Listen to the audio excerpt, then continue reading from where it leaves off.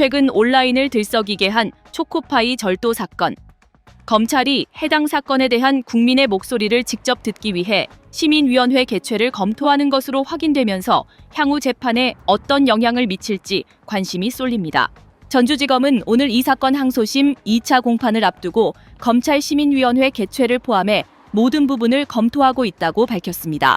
시민위는 검찰의 기소독점주의 폐해를 견제하고 관련 사무의 공정성과 투명성을 높이기 위해 지난 2010년 도입된 제도입니다.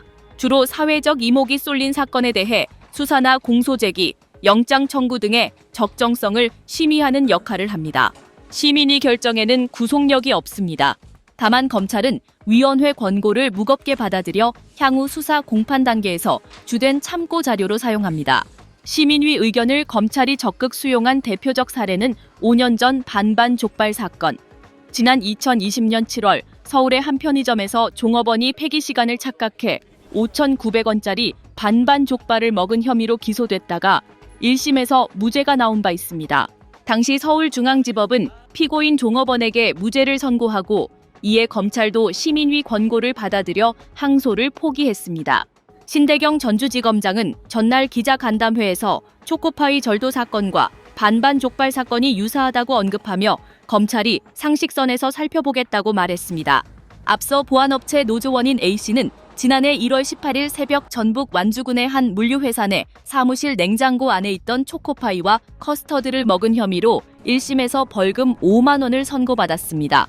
이에 A씨는 절도죄의 유죄가 인정되면 직장을 잃을 수 있어 정식 재판을 청구하고 무죄를 다투고 있습니다.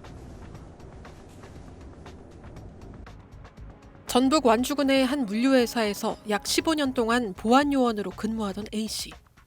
지난해 1월 새벽 사무실에 있는 냉장고에서 450원짜리 초코파이와 600원짜리 커스터드를 몰래 꺼내 먹었다는 이유로 회사로부터 고발당했습니다. 피해액 1,050원 규모의 절도 사건이었습니다.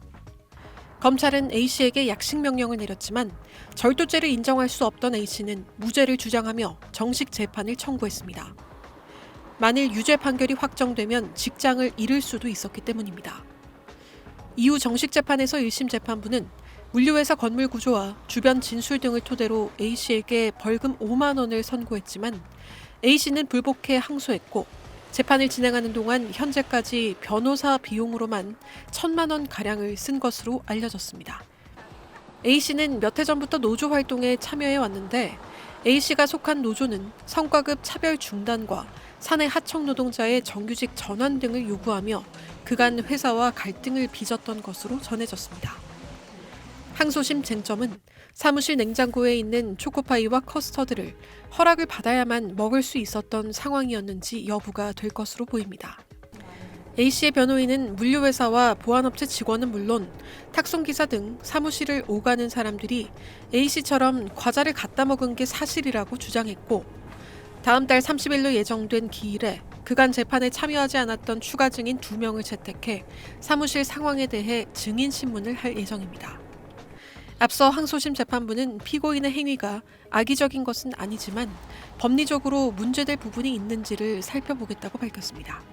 SBS 정혜경입니다. 전주지방법원은 절도 혐의로 기소된 40대 화물차 기사에게 벌금 5만 원을 선고했습니다. 이 기사는요, 지난해 1월 전북 완주군의 한 물류회사 사무실에서 냉장고에 있던 초코파이 등 총 1,000원어치의 과자를 꺼내 먹은 혐의로 기소됐는데요. 기사는 평소 동료 기사들이 냉장고에 간식이 있으니 먹어도 된다고 했다라면서 이게 왜 절도인지 모르겠다고 주장을 했습니다. 하지만 재판부는요, 냉장고가 기사 출입이 허용되지 않은 사무 공간에 있었고 물류회사 경비원도 간식을 먹은 적이 없다고 진술했다며 절도죄가 성립한다고 판단했습니다. 해당 기사는 판결에 불복해 항소장을 냈습니다. 지금까지 실시간 E 뉴스 전해드렸습니다.